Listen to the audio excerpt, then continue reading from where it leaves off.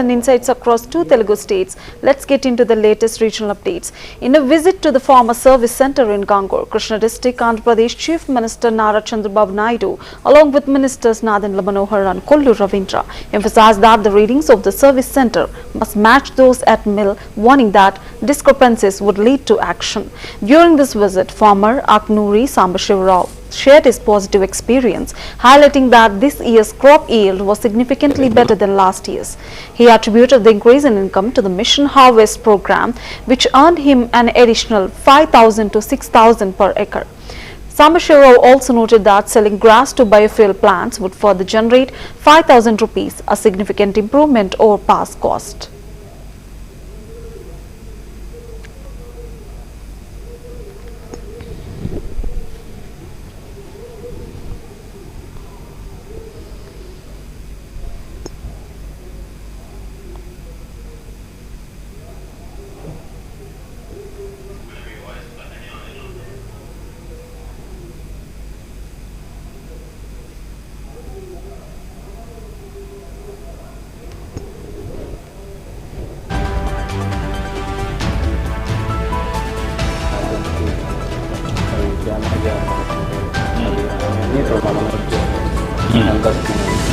ఇక్కడ మీకు ఎక్కడ చేస్తుందా ఇన్ఫర్మేషన్ అది అక్కడ చేస్తారు ఎక్కడ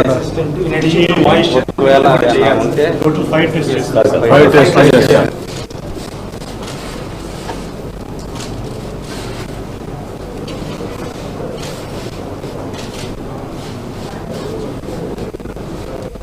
గ్రామ్స్ లాగా స్కిప్ చేసుకుంటాం.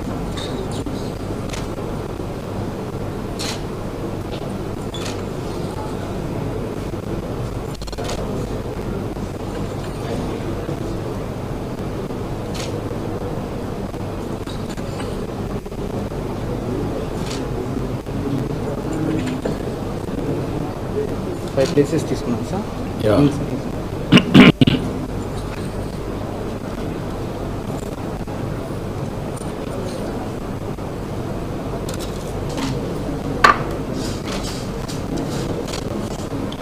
దీంట్లో నుంచి పర్వతాలు రాయి ఇంటిగా కలెక్ట్ చేసుకోవాలి.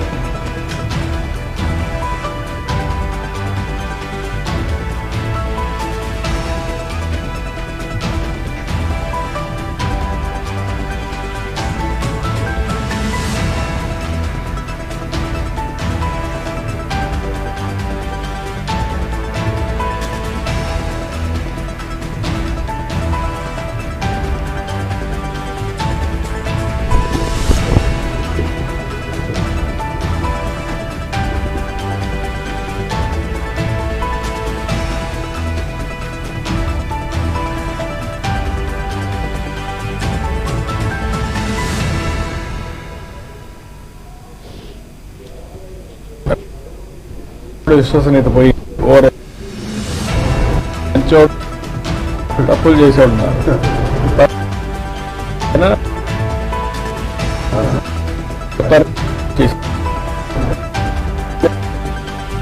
అలాగే అలాగే ఇప్పుడు అన్ని cell phones machines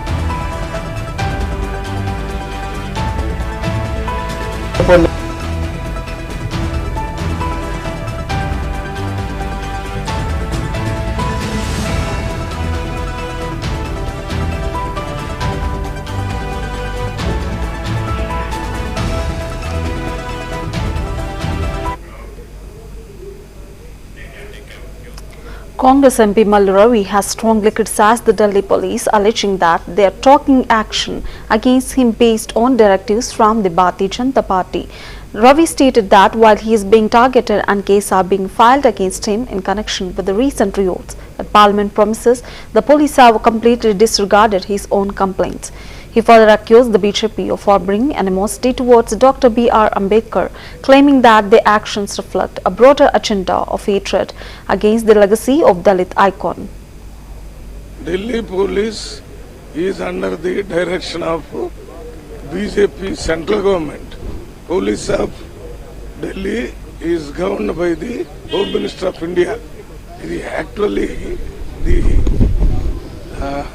all protests are being done against the Home Minister of India.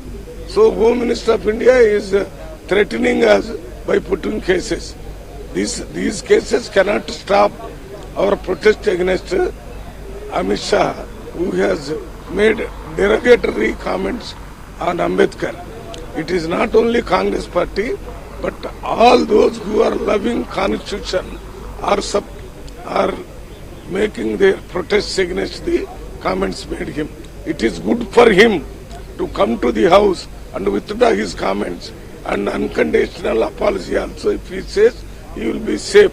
Otherwise, he is making whole BJP party to support the derogatory comments against Ambedkar. This will go totally against the CM Revant Reddy expressed his anger over the behavior of BRS members in the Legislative Assembly, accusing them of acting arrogantly and disrespectfully. He condemned the incident where BRS members threw papers at the Speaker, an act he described as lacking courtesy and decorum. Revant Reddy praised the Speaker for showing patience despite the provocation and refraining from taking immediate action. He recalled the historical sacrifices made by freedom fighters for land rights and criticized certain people for using power and arrogance to dominate. CM Reddy highlighted that the Land Ceiling Act, introduced by P.V. Narasimha Rao, and the distribution of assignment lands during Indira Gandhi's regime were key milestones in the fight for land ownership and rights, which they continue to protect through law. Telangana Bhubharati భూమిపై హక్కుల record చట్టము 2024 ఈ ప్రవేశపెట్టిన చట్టాన్ని సంపూర్ణంగా సమర్థిస్తూ దీనికి సంబంధించిన చర్చను తమరు ఓపికతో ఇది ప్రజలకు సంబంధించిన సమస్య కాబట్టి కొంతమంది సభ్యులు గతంలో వాళ్ళు ఒక అద్భుతమైన ప్రవేశపెట్టిన ధరణి చట్టాన్ని రీప్లేస్ చేస్తూ ఈ కొత్త చట్టం ప్రవేశపెట్టడం ద్వారా తెలంగాణ రాష్ట్రంలో దాదాపుగా యాజమాన్యపు హక్కులు ఉన్న 1,52,00,000 ఎకరాల భూములకు సంబంధించిన వివరాలను భద్రపరచడమే కాకుండా అర్హులైన ప్రతి భూ యజమాని యొక్క హక్కులను కాపాడడానికి ఈ చట్టాన్ని సమర్థవంతంగా ఈ సభలో ప్రవేశపెట్టి ఈ సభలో చర్చ జరగడం ద్వారా 4 కోట్ల తెలంగాణ ప్రజలకు ఈ ప్రభుత్వం ఒక సమర్థవంతమైన ఈ తెలంగాణ రైతాంగానికి పూర్తి స్థాయిలో ఉపయోగపడే చట్టాన్ని తీసుకొచ్చింది అని ఒక భావన కల్పించి ఒక నమ్మకం విశ్వాసం కల్పించడానికి మీరు శాయశక్తుల ప్రయత్నం చేశారు. ప్రధాన ప్రతిపక్ష పార్టీ అహంభావంతో అహంకారంతో సభా మర్యాదలను ఉల్లంఘించి సభాపతి మీదనే దాడి చేస్తామన్న ధోరణిలో చర్చను అడ్డుకోవాలనే ప్రయత్నం చేసింది. సహజంగా మిత్రులు సాంబశివరావు గారు చెప్పినట్టు ఎవరికైనా కుర్చీలో కూర్చుంటే సహనానికి కూడా ఒక హద్దు ఉంటుంది. మీరు సహనం కోల్పోయి వాళ్ళ మీద చర్యలకు ఉపక్రమించే పరిస్థితులు వాళ్ళు కల్పించిన మీరు చాలా ఓపికతో వారు ఎలాంటి ప్రయత్నాలు చేసినా రెచ్చగొట్టడం ద్వారా ఈ చర్చను తప్పుదారి పట్టించాలనే ప్రయత్నం చేసినా మీరు అవకాశం ఏమాత్రం ఇవ్వకుండా వాళ్ళంతటా వాళ్ళే సహనం చచ్చిపోయి సహకరించవలసిన పరిస్థితిని కల్పించి ఈ సభను ముందుకు నడిపించి ఇంత కీలకమైన ముఖ్యమైన ఈ చట్టాన్ని తెలంగాణ రాష్ట్ర రైతాంగానికి మేలు జరిగే విధంగా ఈరోజు కొనసాగించినందుకు మిమ్మల్ని మనస్ఫూర్తిగా Chief Minister Revant Reddy emphasized that land has always been at the heart of every major issue in Telangana, serving as the cornerstone of the region's self-respect. He paid tribute to historical figures such as Doddi Komaraya, Ravi Narayana Reddy, Badam Ella Reddy and Mallu Swarajyam, who sacrificed their lives in the struggle to protect land rights. Reddy further highlighted the role of leaders like Patel, who abolished the Patwari system to safeguard the lands of the poor.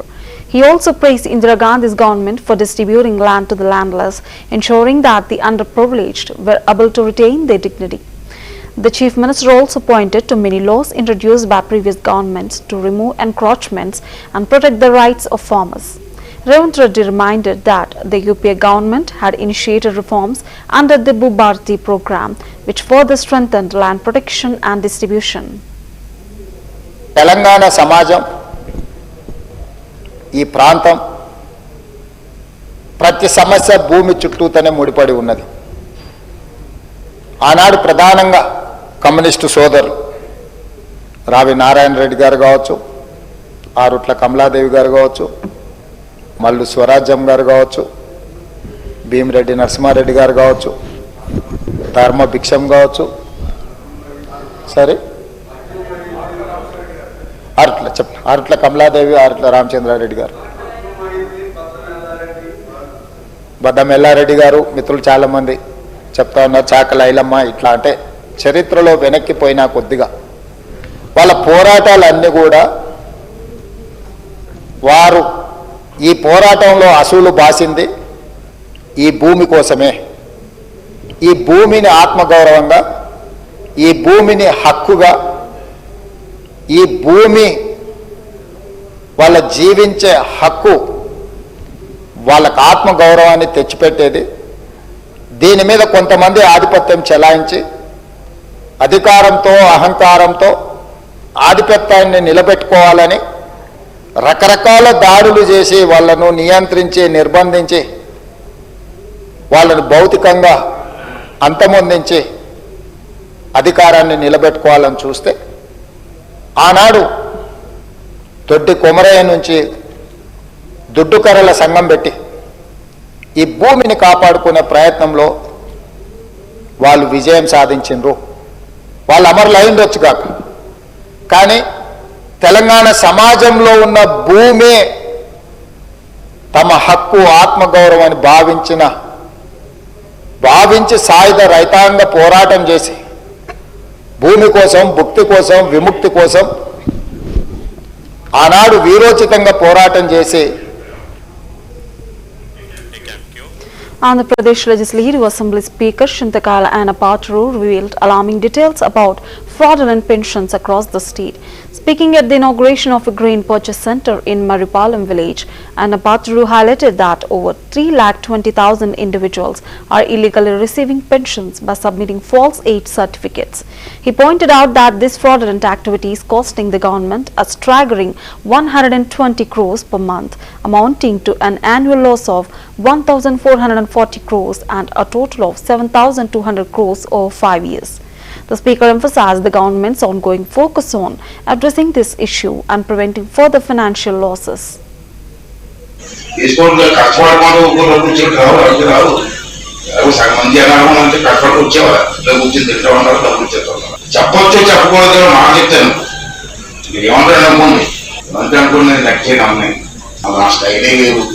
Chandrababu గారు pension ఇస్తున్నారు, మనిషి 4,000 రూపాయలు. 3 రోజుల క్రితం రాష్ట్రం అంతా enquiry చేస్తే తప్పుడు వయసు చేసుకొని 3,20,000 మందికి దొంగ పెన్షన్ తీసుకుంటున్నారు. తప్పు కదండి, 3,20,000 మంది రాష్ట్రంలో దొంగ పెన్షన్ తీసుకుంటున్నారు. 2 రోజుల క్రితం రిపోర్ట్ ఇది. దీనికి ఎంత ఖర్చు అవుతుంది గవర్నమెంట్ తెలుసా? పెద్ద గొప్పలు చెప్తే కానీ మీ నాయకుడికి గవర్నమెంట్ తెలుసా? 3,20,000 ఇంటూ 4,000 ఏంటి? నెలకి ఎంత అవుతుంది? నెలకి ఈ తప్పుడు పెన్షన్ తీసుకున్న వాళ్ళకి దొంగ పెన్షన్ అంటాను. దొంగతనం తీసుకున్న దొంగ ఏమంటావే?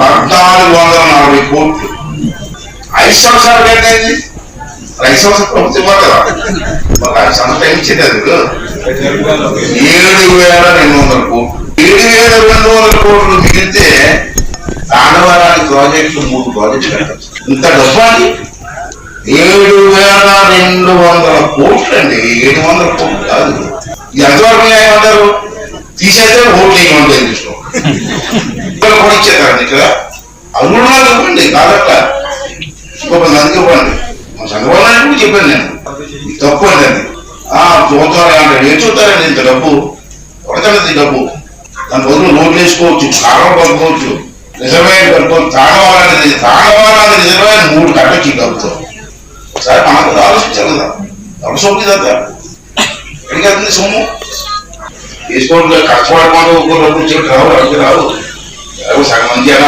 అంటే కష్టపడి వచ్చేవారు ఇలా కూర్చొని తింటా ఉన్నారు డబ్బులు. A chaotic situation unfolded in the Telangana Assembly when BRS members obstructed the discussion on Bhubhati and advanced towards the Speaker's podium. Raising slogans, the situation escalated when BRS leader Harsh Rao pushed MLA Vivekananda, creating further turmoil in the House. AIMIM leader Akbaruddin Owaisi expressed his anger over the incident, condemning the BRS for disrupting the proceedings of family matters. Owaisi called for immediate suspension of BRS MLAs involved in the disturbance. ఇటువంటి కృష్ణయ్య గారు లాంటి వాళ్ళు కొన్ని వేల మంది బాధితులు ఈ చట్టం ద్వారా నాటి చట్టం ద్వారా ప్రత్యక్షంగా నష్టం కలిగింది అని తమరికి ఈ వేదిక ద్వారా తెలియజేస్తున్నాను. అధ్యక్ష మనం చిన్నప్పుడు చదువుకున్నాం. ఒక పెట్ట కథ మీకు చెప్పాల్సిన అవసరం ఉంది అధ్యక్ష. 2 పిల్లులు ఒట్టే కథ ఈ ధరణిలో ఉంది. ఏదైతే 2 పిల్లుల మధ్య ఒక రెట్టె కథ గ్రామీణ ప్రాంతాల్లో కథలుగా చెప్పుకుంటారు అధ్యక్ష. ఆ కథ ఏంటంటే ఒక రొట్టె ముక్క 2 రొట్టె ముక్కలు ఉంటాయి అధ్యక్ష. ఆ రొట్టె ముక్కలో ఒక పిల్లి ఆ సైజ్ ఎక్కువ ఉందని, ఇంకొక పిల్లి ఈ సైజ్ ఎక్కువ ఉందని కోతి పంచాయతీ చేస్తుంది అధ్యక్ష. చివరికి 2 పిల్లుల్ని కాదని ఆ 2 రొట్టె ముక్కలని ఆ కథలో కోతి తిన్నట్లే ఈ ధరణి కాన్సెప్ట్ ని పెట్టి తెలంగాణ రాష్ట్రంలో ఉండే దళిత గిరిజన మైనారిటీ బీసీల వేలాది ఎకరాల భూములని ఆనాటి పెద్దలు కోతి సామెతలాగానే తన్నుకుపోయారు అధ్యక్ష. ఈ ధరణిని పెట్టి అదే రకంగా ఇటు రాష్ట్రంలో Minister Ponguleti Srinivas Reddy criticized the BRS for obstructing the discussion on the Bhubhati bill, alleging that it was an attempt to cover up the irregularities in the Dharani portal. He accused the previous government of leaders lying about the portal's accuracy and making laws that unfairly seized land from BC, ST and SC communities. ఏదైతే 2 పిల్లుల మధ్య ఒక రెట్టె కథ గ్రామీణ ప్రాంతాల్లో కథలుగా చెప్పుకుంటారు అధ్యక్ష. ఆ కథ ఏంటంటే ఒక రొట్టె ముక్క 2 రొట్టె ముక్కలు ఉంటాయి అధ్యక్ష. ఆ రొట్టె ముక్కలో ఒక పిల్లి ఆ సైజ్ ఎక్కువ ఉందని, ఇంకొక పిల్లి ఈ సైజ్ ఎక్కువ ఉందని కోతి పంచాయతీ చేస్తుంది అధ్యక్ష. చివరికి 2 పిల్లుల్ని కాదని ఆ 2 రొట్టె ముక్కలని ఆ కథలో కోతి తిన్నట్లే ఈ ధరణి కాన్సెప్ట్ ని పెట్టి తెలంగాణ రాష్ట్రంలో ఉండే దళిత గిరిజన మైనారిటీ బీసీల వేలాది ఎకరాల భూములని ఆనాటి పెద్దలు కోతి సామెతలాగానే తన్నుకుపోయారు అధ్యక్ష. ఈ ధరణిని పెట్టి అదే రకంగా ఇటు రాష్ట్రంలో అటు దేశంలో 2014 ముందు కాంగ్రెస్ ప్రభుత్వం తీసుకొచ్చిన రెవెన్యూ చట్టాలు సంస్కరణలు రైతాంగానికే కాకుండా యావత్ ప్రజానికానికి ఎంతో మేలు చేశాయని చెప్పడానికి గర్వపడుతున్నాను అధ్యక్ష. అదే నిబద్ధత, అదే ఆశ, అదే ఆశయాలతో ప్రతిష్టాత్మకంగా ప్రవేశపెట్టిన ఈ భూభారతి 2024 రెవెన్యూ చట్టం నిజమైన ప్రజల చట్టం. అక్షరాల భూమి ఉన్న ప్రతి ఒక్కరికి ఇది చుట్టం అధ్యక్ష. అంతేకాదు దేశ చరిత్రని సరికొత్త సంస్కరణలతో లిఖించిన 3 వ్యక్తుల గురించి ఇక్కడ చెప్పుకోవాలి అధ్యక్ష. అదృష్టవశాత్తు ఈ సంస్కరణలన్నీ చేసింది తెలంగాణ బిడ్డలే కావటం మరొక విశేషం. భూ కమతాల పరిమితి చట్టం తెచ్చిన నాటి ముఖ్యమంత్రి తెలుగు ప్రధాని శ్రీ పివి నరసింహరావు గారు కౌలు రైతులకు మేలు చేసే విధంగా కౌలు రక్షిత చట్టం తీసుకొచ్చిన నాటి ముఖ్యమంత్రి. Minister Ponguleti expressed frustration over BRS MLAs obstructing the House proceedings, demanding discussions on unrelated issues like the Formula E car race. He condemned the aristocracy for making laws in isolation while farmers suffer the consequences. Ponguleti recalled the tragic suicide of a farmer, Madila Krishnaya from Siddipet, who lost his land due to alienation, emphasizing the injustice faced by farmers. ఒక మంచి చట్టం, దేశానికి ఒక role model అయిన ఈ భూభారత చట్టాన్ని సభలో ప్రవేశపెట్టినప్పుడు ఆ మాజీ ముఖ్యమంత్రి వర్యులు ఆ సీట్లో కూర్చొని ఆ 80,000 పుస్తకాలు చదివిన జ్ఞానాన్ని, అనుభవాన్ని నాకు చెబుతారేమో, దాని సూచనలు ఇస్తారేమో. ఆ సూచన అన్నిటినీ తప్పకుండా మంచి ఉంటే ఈ చట్టంలో పెట్టాలని ఆశపడ్డాను అధ్యక్ష. కానీ ఏ కారణం చేత సభకు రావటం లేదో నాకు తెలియదు. నాకు తెలిసి ఈ గడిచిన సంవత్సరంలో బడ్జెట్ ప్రవేశపెట్టేటప్పుడు కొన్ని నిమిషాలు వచ్చిపోయారు అధ్యక్ష సభకి. ఎప్పుడైనా సభలు జరిగేటప్పుడు సభలో ప్రతి నియోజకవర్గానికి సంబంధించిన శాసనసభ్యులు ఎందుకు మాట్లాడతారంటే ఆ నియోజకవర్గానికి సంబంధించిన అనేక అంశాలు ప్రజల దృష్టికి శాసనసభలో నేను తీసుకొచ్చానని చెప్పడానికి, ప్రజల పక్షాన పోరాటం చేయటం కోసం, ఆ సమస్యలు పరిష్కరించుకోవటం అసెంబ్లీలో ప్రవేశపెడతారు. ఆ ప్రధాన ప్రతిపక్ష నాయకుడు మాజీ ముఖ్యమంత్రి వర్యులు కానీ అసెంబ్లీలోకి రారు. కనీసం ఈ రోజు ఉదయం ఒక ఇన్సిడెంట్ జరిగింది అధ్యక్ష. పొద్దున్నే బార్బర్ ఇంటికి వచ్చారు. బార్బర్ ఇంటికి వచ్చి 1 గంట ప్రశాంతంగా నా కటింగ్ ఇతరత్ర చేసే సందర్భంలో ఆ నంద్ అనే అతను చెప్పాడు, సార్ ఈ రోజైనా ప్రధాన ప్రతిపక్ష నాయకులు సభకు వస్తారా? మీరేదైతే అమూల్యమైన బిల్లు భూభారత బిల్లు పెడుతున్నారో ఆ బిల్లులో ఆ నాయకులు ఏమన్నా మంచి సూచనలు ఇస్తారా అని బార్బర్ నన్ను అడగటం జరిగింది అధ్యక్ష. అంటే వారిని అభిమానించే వాళ్ళు 100లోనో 10లోనో 1000లోనో ఈ రాష్ట్రంలో ఉంటారు. ఈ రాష్ట్రానికి ప్రధాన ప్రతిపక్ష నాయకుడిగా ఉన్న ఆనాటి ముఖ్యమంత్రి గారు సభకు రాకపోవటం సభను అవమానించినట్లా, లేకుంటే తెలంగాణ ప్రజలను అవమానించినట్లా? ఈ దౌర్భాగ్యమైన పరిస్థితి ఏందో ఒక్కసారి మీరు ఆలోచించాలి అని యావత్ రాష్ట్ర తెలంగాణ ప్రజలను కోరుకుంటున్నాను అధ్యక్ష. అంతేకాదు అధ్యక్ష, ధరణితో నష్టపోయి ఇబ్బందులు పడుతున్న సామాన్య ప్రజలకి ఒక వరముల ఇందిరమ్మ రాజ్యంలో ఈ భూభారత బిల్లుని ప్రవేశపెడుతుంటే ఒక దొర కోసం, ఒక దొర మీద వారు చేసిన తప్పులని విచారించే దాంట్లో భాగంగా కేసులు పెడితే ఆ కేసుల గురించి ఇక్కడ Minister Ponguleti criticized the Dharani portal, stating that it has led to numerous farmer suicides with thousands of victims. Congress MLA Aleti Maheshwar Reddy highlighted the irregularities in Dharani, calling it a massive scam. He further accused the government of pushing the Bhubharati bill to cover up these issues. Bhudhar card అందోధరుల కాలంలో రైతులకు మళ్ళీ మీరు చేరుస్తామని చెప్పడంతో రైతులు కొత్త ఆందోళన వస్తూ ఉన్నది. దేనికోసం అని చెప్పేసి మీరు ఈరోజు మళ్ళీ ఇలాంటి కాలమ్స్ పెట్టేసి కన్ఫ్యూజ్ చేస్తూ ఉన్నారు. మరి మళ్ళీ దాని బదులు ఏ రకంగా ఈ సమస్యను పరిష్కారం చేసి దానికన్నా ల్యాండ్ టైటిలింగ్ యాక్ట్ తీసుకురావడం వలన మరి ప్రభుత్వమే గ్యారంటీగా మీరు ఇస్తారు కాబట్టి అలాంటి యాక్ట్ తీసుకొస్తే బాగుండేది. మళ్ళీ మీరు దీంట్లో తీసుకొచ్చేటువంటి యాక్ట్ వలన మరి రైతుల్లో ఆందోళన ఏర్పడే అవకాశం ఉంది కాబట్టి దాని మీద ఆలోచన చేయాల్సిందిగా కోరుతా ఉన్నాను. అదే కాదు అధ్యక్ష, ధరణి పార్ట్ బిలో పెండింగ్ లో పెట్టినటువంటి భూముల సంఖ్య దాదాపు 18,45,000 ఎకరాలు అని చెప్పేసి మొన్ననే మరి మీరు వేసినటువంటి సబ్ కమిటీ ఒక రిపోర్ట్ ఇచ్చింది అధ్యక్ష.